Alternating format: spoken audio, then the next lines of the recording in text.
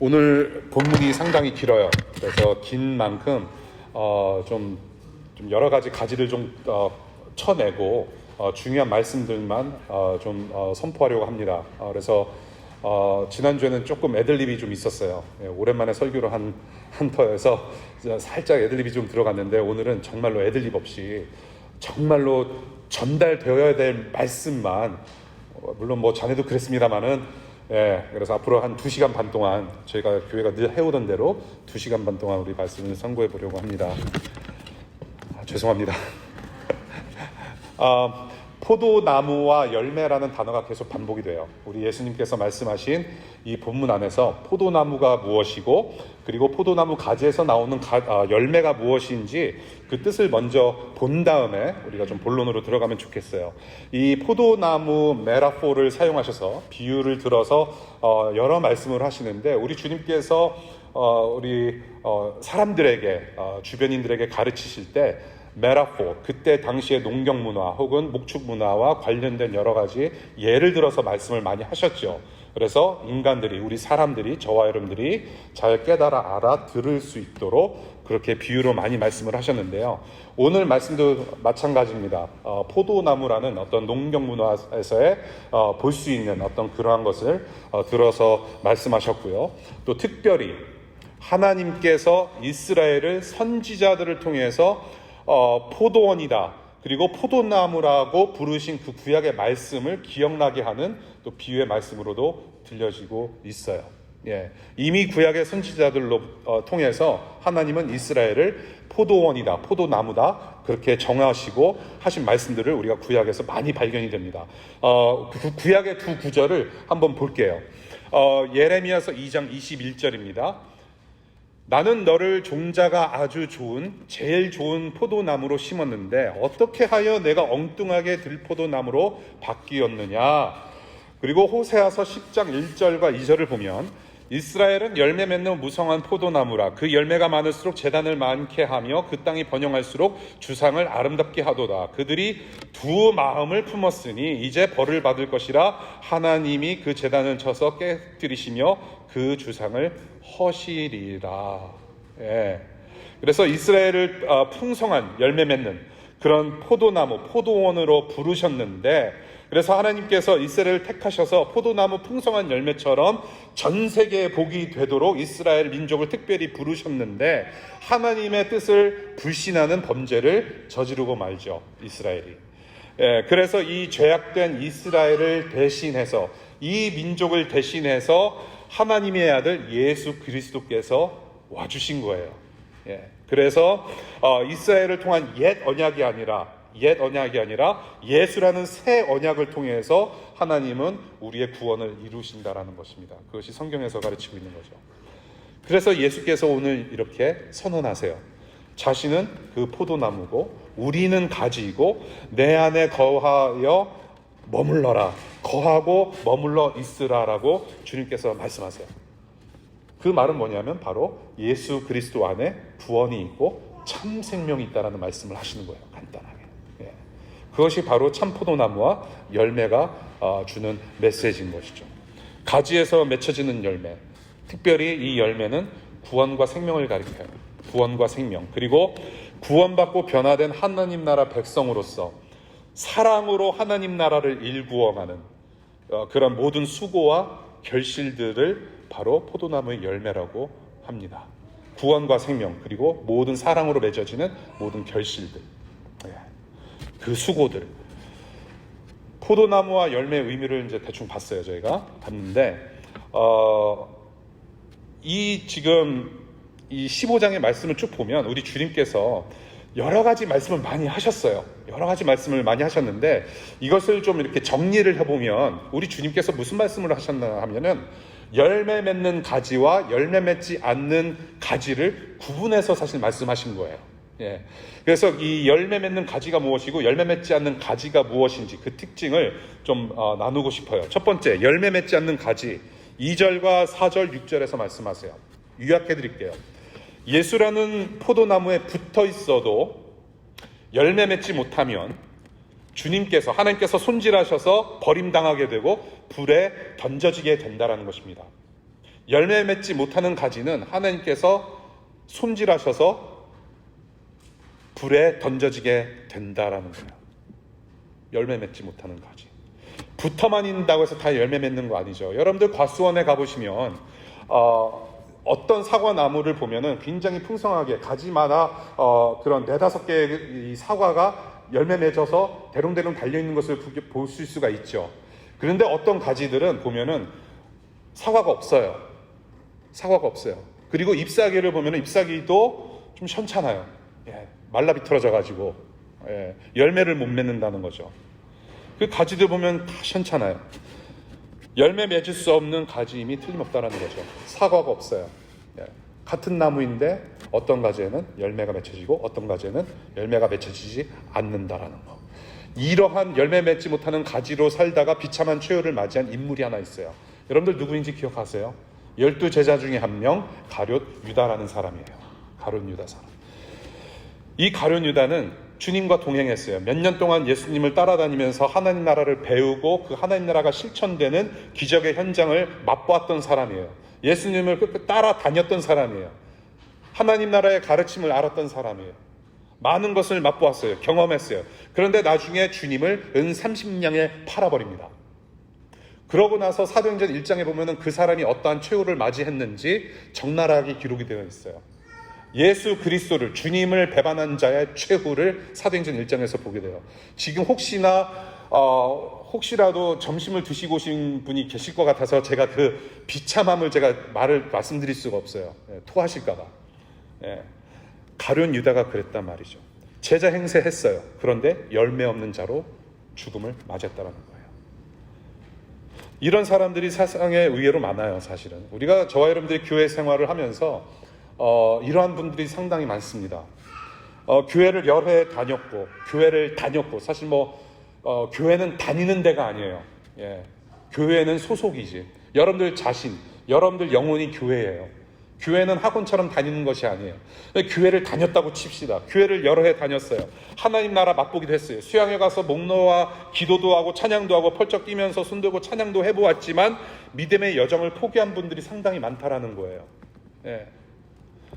교회 다닌다고 해서 다 구원받는 것이 아니라는 것입니다, 여러분.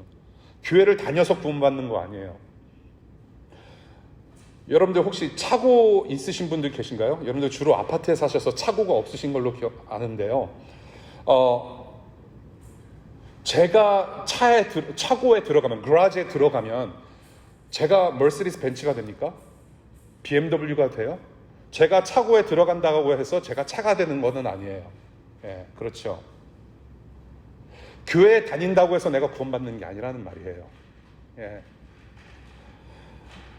성경 지식이 많고 믿음이 강한 사람처럼 보이는데 오히려 나중에 교회에 해도 끼치고 분열도 일으키고 결국에는 하나님을 떠나는 사람들이 있다는 거예요. 그리고 여러분들 주변에 그런 분들이 계실지도 몰라요. 더러는 하나님 욕하면서 떠나기도 해요. 어째 사람들한테만 욕을 하겠습니까?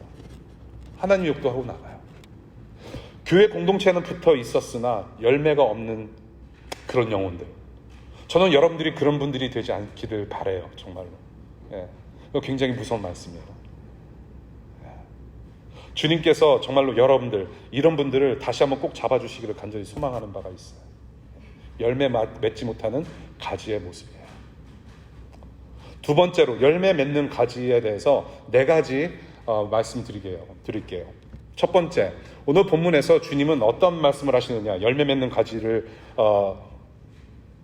위해서 영적 가지치기를 통해 더 풍성한 열매를 맺는다라는 것입니다.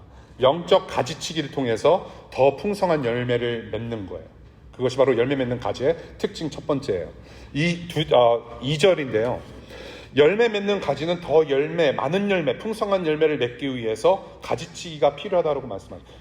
사실 그렇죠. 여러분들 혹시라도 경험하신 분들, 촌에 가셔서 경험하신 분들, 가지치기를 해야만 더 건강하게 자랄 수 있어요. 영어로 프룬이라고 하죠. 프룬을 해야 돼요. 가지를 통째로 잘라내는 게 아니에요. 불필요한 가지의 부분을 다듬는 손질 작업인 거죠. 그래서 접붙이기도 하고. 그렇죠? 자, 저와 여러분들의 거룩을 위해서 이 지금 영적 가지치기가 반드시 필요해요. 예. 저와 여러분들이 예수 그리스도를 닮아가는 구원의 목적, 예수 그리스도라는 구원의 목적을 향해서 반드시 영적으로 가지치기가 필요해요. 내 신앙에 방해되는 것들, 해가 될 만한 우상들, 그리고 나쁜 생각, 나쁜 습관들, 정말로 우리가 반드시 버려야 하는 것들을 가지치기 받아야 돼요. 그래서 저와 여러분들이 더 건강하고 좋은 열매를 잘 맺어갈 수 있도록, 어떤 열매냐, 예수 그리스도를 닮아가는 열매가 맺혀지도록 다듬질하는 작업이 반드시 필요하다는 것이죠. 예. 여러분들 DC에 오셔서 아까 그 예수 그리스도의 풍요함으로 살게 하옵소서 우리 찬양한 내용이 있죠.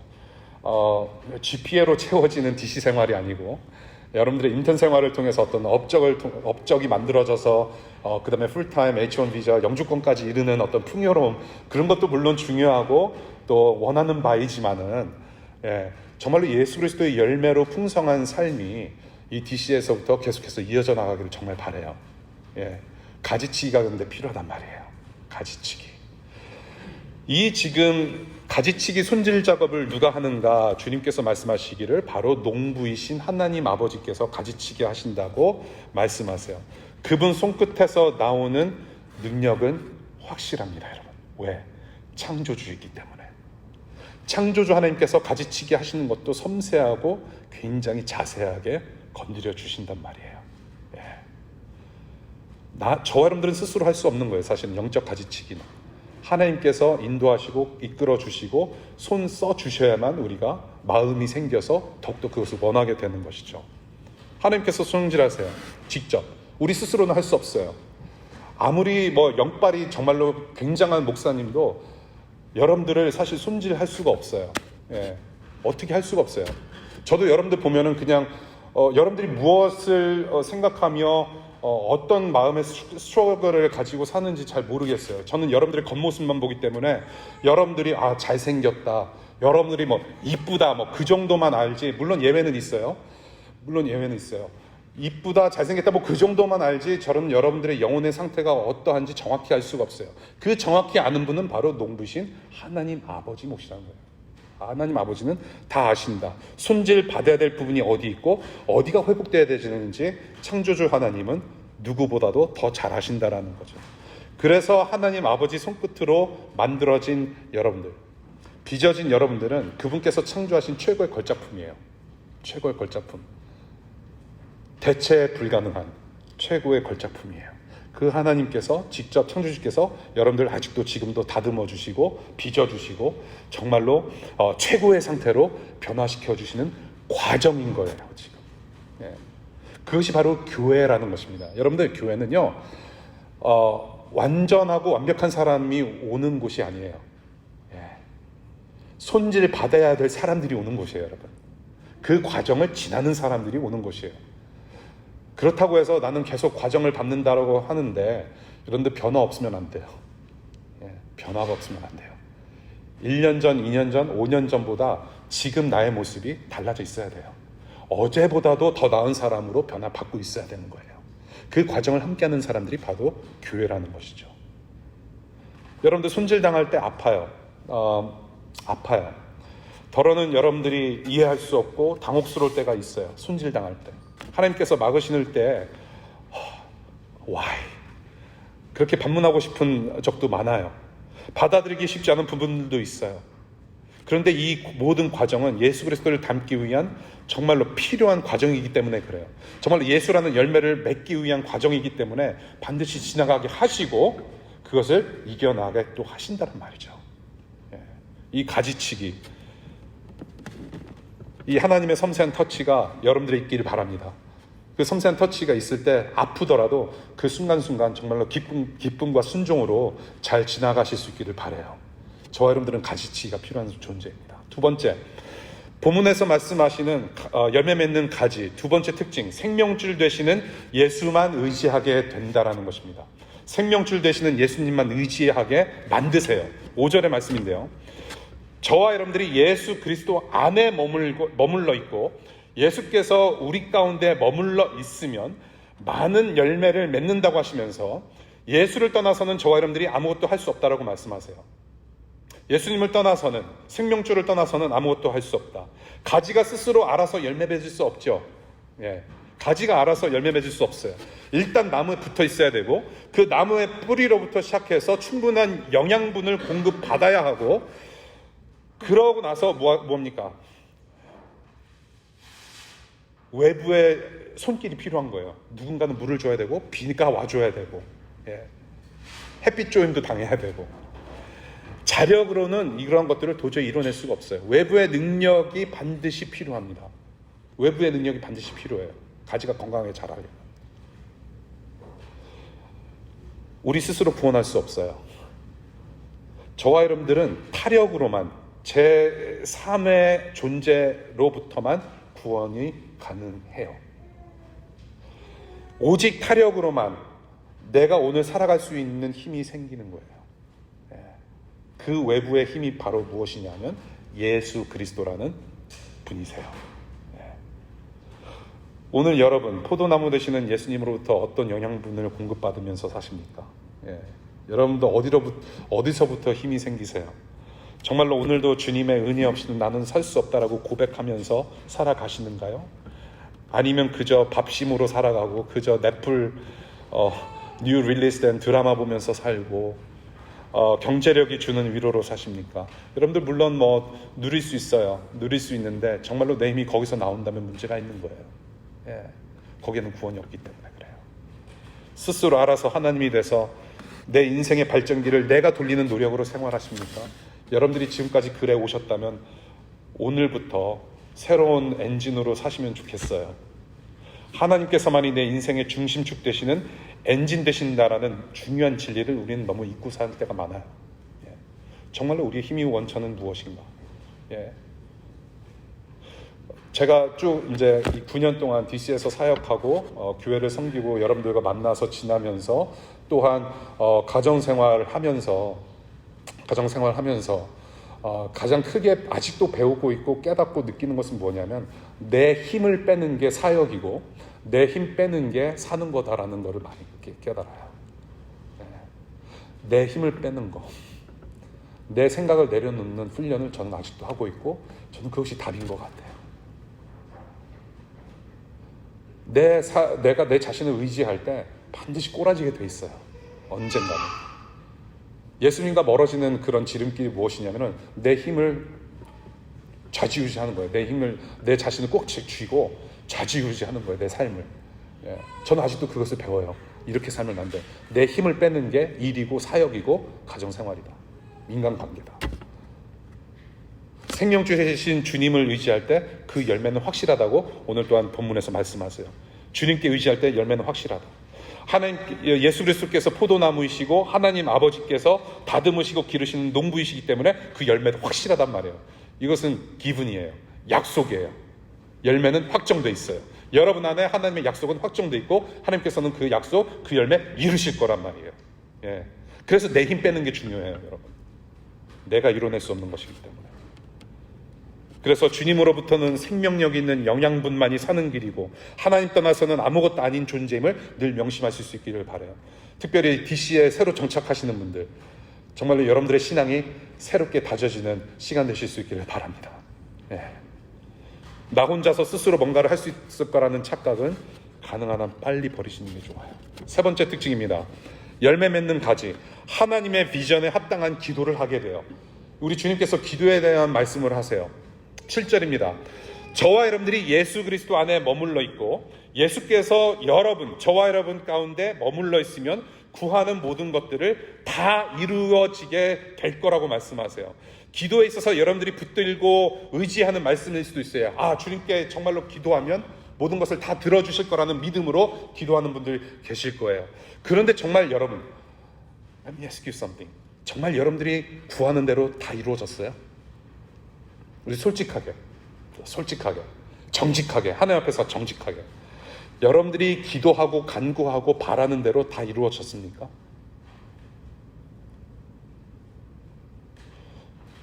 이거잖아요. 다 그렇지 않잖아요. 배우자를 위해서 기도하는데 주님, 현빈 같은 남자를 보내주십시오. 갔어요, 현빈.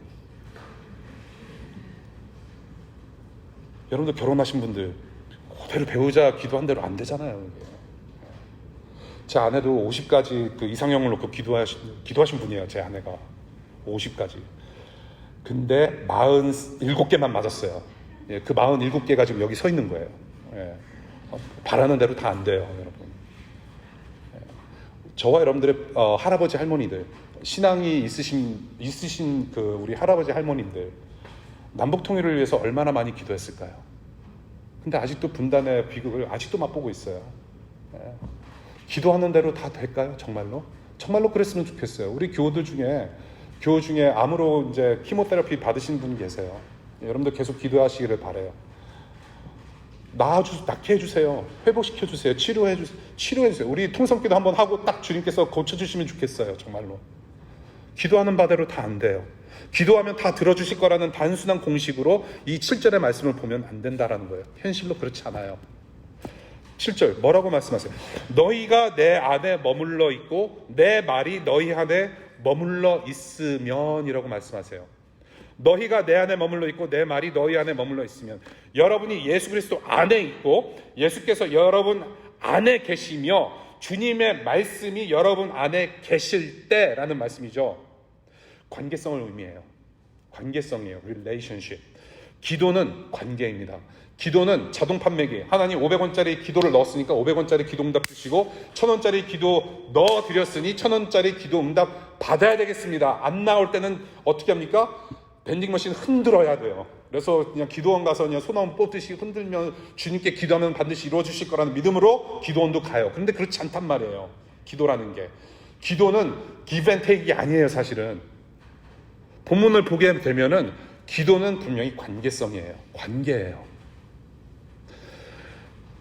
이러한 관계 속에서 하나님 아버지와 나, 주님과 나와의 관계, 서로 안에 거하고 하나 되는 그러한 관계성 속에서 기도하는 것들은 하나님께서 들어주시고 이루실 거라는 말씀을 하시는 거예요.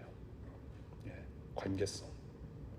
다른 말로 해서 하나님과 연결되어 있지도 않고 내 안에 예수 그리스도 없고 주님 말씀이 내 안에 있지도 않으면 기도할 때 분명히 다른 것을 구하게 된다는 거예요.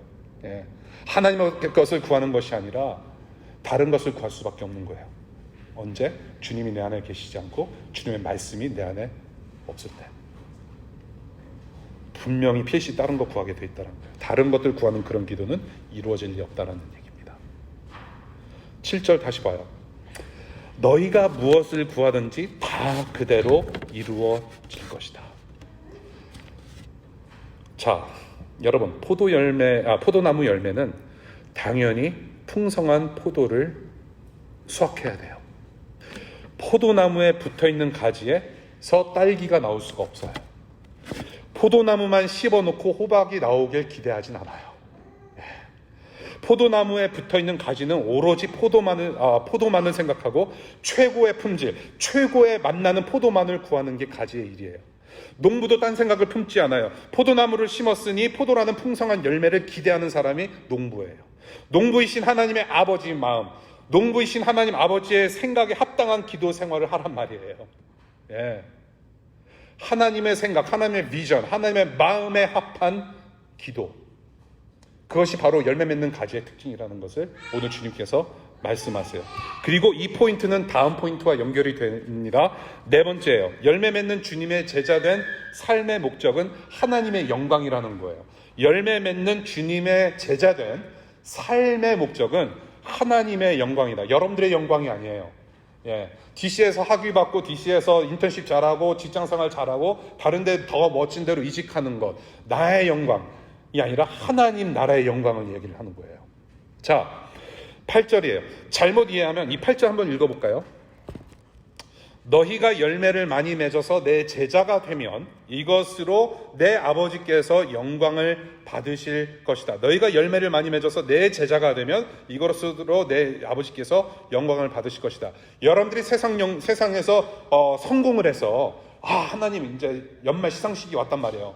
시상식에서 이 모든 영광을 하나님께 올려드립니다. 예, 그것이 아니라, 그래서 그렇게 해서 하나님께서 영광 받으시는 것이 아니라, 이거 잘못 이해하면 열매를 많이 맺는 것이 혹은 성공하는 것이 혹은 여러분들의 노력으로 뭔가를 이루어내는 것이 한 예수 그리스도의 제자 되는 방법으로 오해할 수 있는 거예요. 다시 풀어드릴게요. 영어 성경을 보면요, My Father is glorified by this, that you bear much fruit, and so prove to my disciples. 이걸 한국말로 번역하면 너희가 열매를 많이 맺어서 내 제자임이 증명이 되면, 열매 맺는 가지로서 살아가는 그런 제자들의 삶을 통해서 하나님은 영광 받으신다는 얘기입니다. 열매 맺는 삶을 통해서 영광 받으신대요. 열매 맺음의 영광은 포도나무를 심으시고 농사 지으신 농부 되시는 하나님 아버지의 영광이라는 말씀이에요. 예.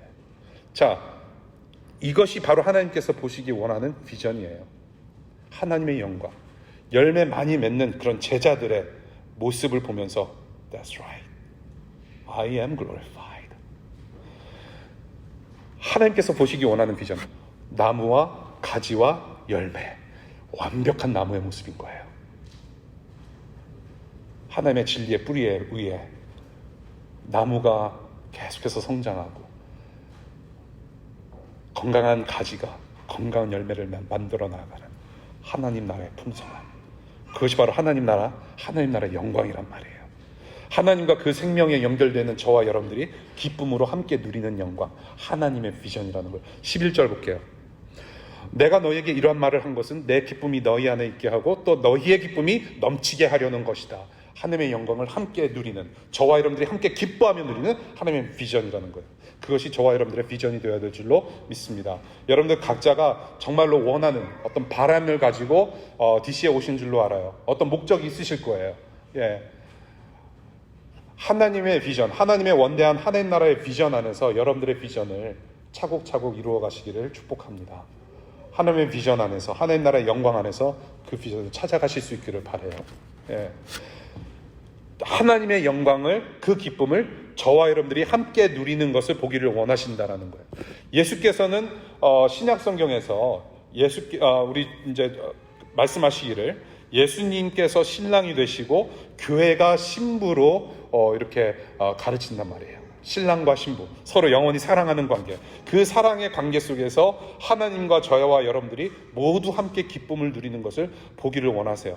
더러는 우리는 가끔은 하나님을 기쁘게 해드리고자 애를 써요. 그렇죠? 어떻게 하면 하나님께 기쁨이 될 수 있을까? 어떻게 하면 기쁘게 해드릴 수 있을까? 뭐 고민도 해요. 기도도 해요. 자, 그런데 제가 이제 정말로 못 믿으실 분들이 계실 거예요. 제가 이제 내년 3월이면 결혼 20주년이거든요.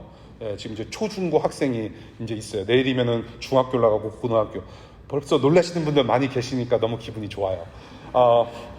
벌써 20년인데 결혼 생활을 쭉 하고 보니까 잘 하고 보니까 이게 같이 함께 기뻐하고 함께 행복을 누리는 게 이게 정말 중요한 것 같아요. 예. 여러분도 결혼을 하실 때 내가 신부를 평생 즐겁게 해주려고 결혼하는 거 아니라는 거예요. 그렇게 뭐 고백하고 그렇게 결단하고 결심해서 이렇게 결혼 생활하신 분은 없을 거라고 생각해요. 난 평생 우리 아내만을 기쁘게 해줄 거야. 그렇게 살려고 노력해봤더니 내 기쁨이 없는 거예요. 신랑의 기쁨은 없고 신부의 기쁨만 있는 거예요. 그런 결혼 생활 아니라는 거예요. 오직 신부만 기쁘게 해드리는 그런 삶은 노예 생활인 거예요. 결혼식에 이제 노예 계약하는 거예요. 오직 그녀만을 기쁘게 하는. 아니에요. 신랑과 신부가 함께 기뻐야 돼요.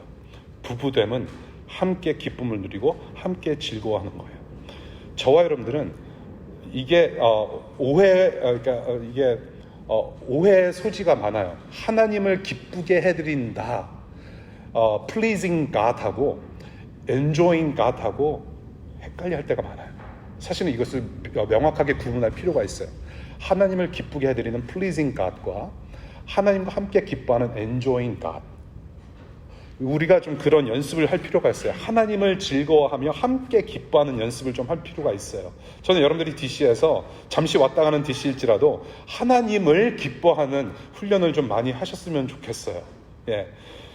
이게 왜냐하면 우리가 익숙한 것은 뭐냐면 하나님을 기쁘게 해드려야 되겠다라는 어떤 율법적인 이런 사고방식이 많이 아직도 박혀있기 때문에 그래요. 내가 뭔가를 해야 해서 하나님을 감동시켜야 되겠다라는 어떤 종교적인 생각에 아직 익숙하기 때문에 그래요. 내가 뭔가를 해서 하나님께 기쁨을 드려야 되고 내가 뭔가를 해서 감동시켜야 드려야 되겠다. 그리고 은근히 내가 이렇게 감동시키면은 나의 원함을 들어주시겠지. 일종의 거래도 한단 말이에요.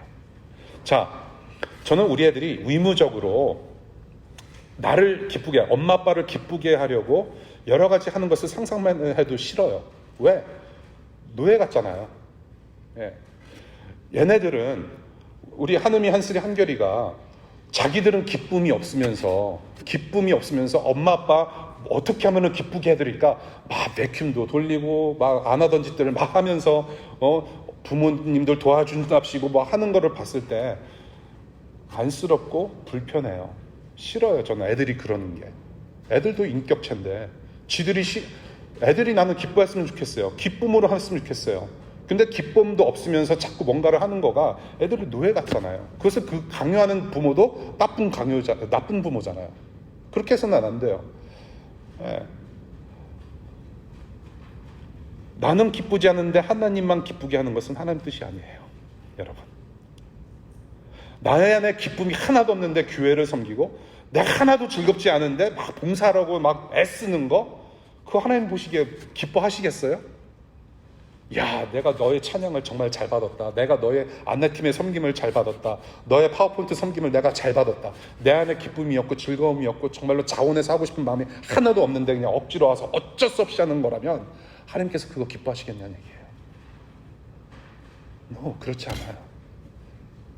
하나님은 함께 즐기고 함께 기뻐하기를 원하세요.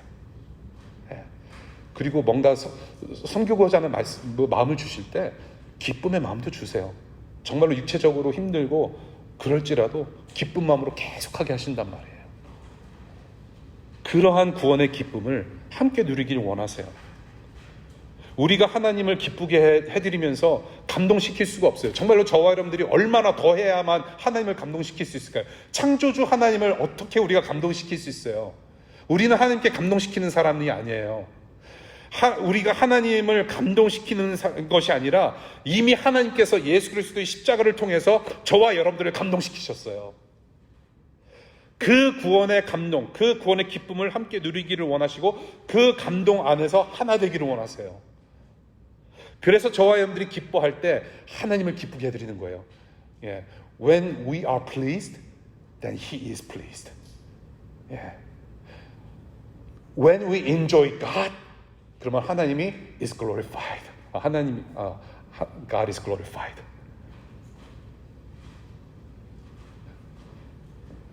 그것이 바로 웨스트민스터 소유리 문답 1번 문답이에요. 하나님을 기쁘게 하는 것. 우리 안에 기쁨이 있을 때 하나님을 기쁘게 할 수 있어요. 이것이 바로 주님이 보기를 원하시는 하나님 나라 비전이에요. 열매 맺는 가지의 특징입니다. 그것을 오늘 주님께서 사도 요한의 입을 빌어서 말씀하세요. 열매 맺지 않는 가지, 열매 맺는 가지에 대해서 쭉 봤습니다. 이렇게 열매 맺는 가지가 되기 위해서 중요한 말씀을 11번이나 15장에서 무려 11번이나 반복해서 강조하시는 말씀이 있어요. 열매 맺는 가지가 되기 위해서 뭐라고 말씀하세요? 머물러 있으라라고 반복해서 말씀하세요. 머물러 있으라, 거하라, abide in me, remain in me, in my love. abide, remain, 거하라, 머물러 있어라. 머물러 있어라. 사랑이라는 관계성을 얘기합니다. 결론은 그거예요. 사랑이라는 관계성, 사랑을 강조해요. 오늘 읽으신 11절 이후의 본문에도 사랑을 계속해서 강조를 해요. 사도 요한이 사랑을 계속해서 강조해요. 주님께서 말씀하신 거 계속 적어요. 사랑에 대해서. 첫 번째, 어떤 관계, 어떤 사랑이냐? 바로 하나님 사랑이에요. 하나님 사랑. 9절이에요. 사랑으로 이루어지는 사랑의 관계를 말씀하세요. 머물러 있어라. 그 머무는 상태, abiding하고 remaining하고 거하는 그 상태는 무슨 상태냐면 지금도 하나님이 사랑하시는 순간이에요. 내 안에, 내가 그분 안에 머물러 있는데 그냥 가만히 있는 게 아니라 하나님이 계속 사랑하신단 말이에요. He keeps loving you. 내가 너를 사랑한다. I love you. 하나님께서 자신의 아들 예수 그리스도를 죽이시기까지 여러분을 사랑하셨음을 아시기를 바라요. 그리고 그 사랑을 인정하고 받아들이며 누리는 그러한 하나님 아버지와 자녀로서의 그런 관계 속에 머무시기를 바라요. 그 관계를 원하세요. I love you. 그 사랑의 관계 안으로 들어오라는 주님의 초청에 네 하나님 here I am 여기 있습니다라고 반응하실 수 있는 여러분들 되시기를 축복합니다. 하나님의 사랑, 그 사랑 안에서 하나 되십시오. 두 번째, 이웃사랑을 말씀하세요. 이웃사랑. 그러한 사랑의 관계 속에서 내가 머물러 있고 풍성한 열매를 맺어가는 건강한 가지인지를 증명하는 방법이 바로 10절에서 말씀하세요. 10절. 너희가 내 계명을 지키면 내 사랑 안에 머물러 있을 것이다. 어떤 계명이에요? 하나님을 사랑하고 이웃을 사랑하는 사랑하라는 계명을 지키면 내 사랑 안에 머물러 있을 것이고, 그것은 마치 내가 내 아버지의 계명을 지켜서 그 사랑 안에 머물러 있는 것과 같다라고 말씀하세요. 사랑은 계명이에요. 그리고 이 똑같은 말씀을 12절과 17절에서 재차 강조하세요. 12절. 내 계명은 이것이다. 내가 너희를 사랑한 것과 같이 너희도 서로 사랑하라. Love one another. Love each other. 오케이? 그리고 17절. 내가 너희에게 명하는 것은 이것이다. 너희는 서로 사랑하여라. 너희가 사랑할 때 비로소 너희가 열매 맺는 가지임이 증명될 것이다 라고 말씀하시는 거죠. 예. 이웃사랑이에요. 서로 사랑하는 거래요. 이제는 이 사랑이 더욱더 풍성히 넘치고 넘쳐서 흘러서 하나님 나라 열매로 나타나게 되는 거죠. 교회 가족들로부터 시작해서 가깝고 먼 이웃들까지 저와 여러분들의 믿음의 분량대로, 주님께서 주시는 지혜대로 작은 일에부터 우리가 실천할 수 있는 이웃사랑, 그것을 통해서 하나님 나라는 이루어 가신다라는 거예요. 포도나무 비유 이야기를 봤어요. 포도나무 비유의 핵심은 사랑이라는 관계성이라고 이제 결론 짓고 싶어요. 사랑이라는 관계성. 두 가지 관계. 하나님과 나와의 사랑의 관계, 그리고 나와 우리 서로 이웃과의 사랑의 관계, 그리고 이 열매 맺는 네 가지 모습 다 사랑과 직결되어 있는 것들이에요. 예. 그러한 열매 맺는 한 분 한 분 되시기를 축원드립니다. 예. 오늘 시리즈 마지막 말씀 전달했어요. 이 I am, 나는 누구누구다. 주님께서 자기 선언을 하신 7가지 말씀을 6주 동안에 우리가 배웠어요. 이 I am 시리즈를 공부하면서 역시 우리 물론 바울 형님도 참 훌륭하지만 우리 사도 요한 형님도 참 멋지다. 그러면서 예수 그리스도와 더 가깝게 만날 수 있는 그런 시간이었던 것 같아요. 제 개인적으로. 또한 여러분들도 그런 시간을 가지셨으리라 믿습니다. 저는 오늘 마지막 본문을 보면서 포도나무이신 예수 그리스도와의 그런 사랑의 관계에 들어와서 그 안에 서로 머물고 서로 사랑함으로 열매 맺으라는 어떤 본질적인 사명을 발견함과 동시에 과연 사도 요한이 어떤 마음으로 이 복음서를 썼을까, 그것을 잠시 생각해 보게 되었어요. 예수 그리스도의 말씀이에요. 예수 그리스도의 말씀인데 사도 요한이 그것을 기억해내고 그 당시에 이 복음서를 읽었어야 됐던 그런 성도들을 향해서 기록한 거거든요. 사도 요한이 어떤 마음으로 기록을 했으며 어떤 마음으로 오늘 본문을 강조했었을까. 사도 요한이 이 복음서를 읽는 그 당시 성도들을 어떤 마음과 어떤 의도로 무엇을 강조했겠는가.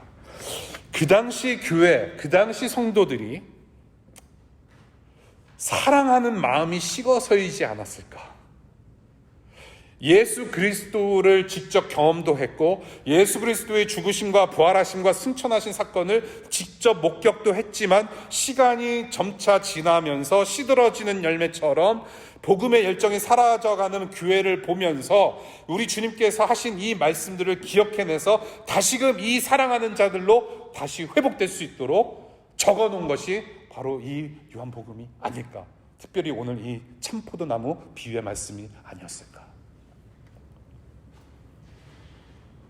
그래서 이 다시금 하나님께서 사랑하시는 자들로 교회를 향하여서 정체성을 상기시키고 생명과 사랑의 열매 맺기를 간절히 바라는 마음으로 사도 요한이 한자 한자 적지 않았을까. 저희 교회 이제 10년이 돼요. 다음 주면은 10년째예요. 뭐 그런 애니버서리 창립기념일 아니에요. 우리는 쭉 갈 거예요. 영원히 갈 거예요. 10년을 채워가는 이 시기에 예수라는 생명과 그분의 사랑과 그 사랑으로 열매 맺는 가지로 성장해서 정말 이 도시 이웃들에게 그 사랑을 전달하는 사명을 상기시켜주는 본문이라고 저는 봐요. 그리고 우리 교회가 변함없이 여전히 붙잡아야 하는 것이 무엇인지를 다시 한번 이 말씀을 통해서 보게 돼요. 사랑이 심겨진 곳에는 사랑이 열매일 수밖에 없어요. 그 사명을 실천해 나가는 우리 교회 공동체 될 수 있기를 바랍니다. 또한 DC에 새로 정착하시는 분들, 새로운 생활을 시작하시는 분들, 앞으로의 삶의 방향도 보여주시는 말씀이라고 저는 봐요. 여러분, 예수라는 분을 더욱더 깊이 만나고 하나님 사랑하고 이웃 사랑하는 참 자녀로 살아가는 복을 이 DC에서 누리시기를 다시 한번 축복합니다. 기도하겠습니다.